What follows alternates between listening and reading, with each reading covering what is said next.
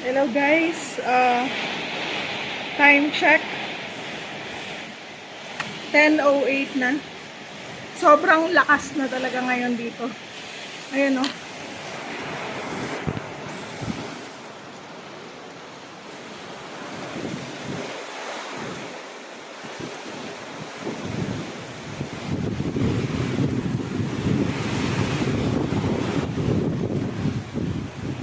Sobrang lakas.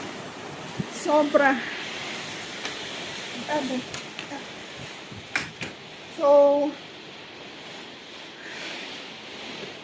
ang hirap. Actually, nag-check ako ng mga tumutulo. Baka mamaya may tumutulo na dito sa bahay. Kung maririnig yung sobra yung hangin.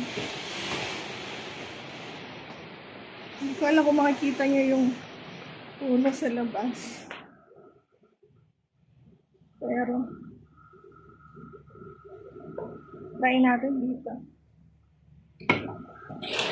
Ito.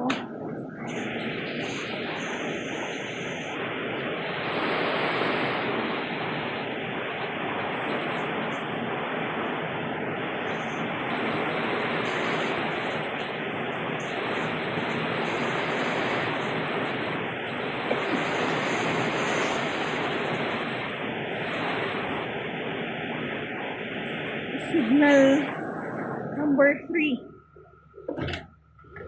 sa Batangas. Sobrang makakatakot.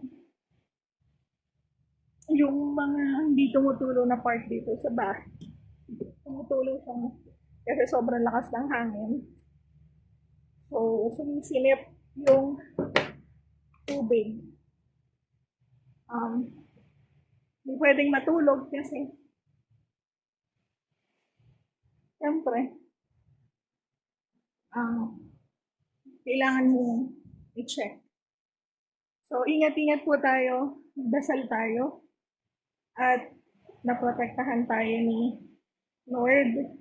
Sana matapos na to at walang masyadong maapektuhan. Though alam ko napakarami ng maapektuhan.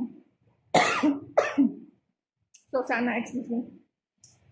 Ang ganito na lang, sana mag-iingat tayo at wala na madagdagan ng sa epekto ng bagyong C1.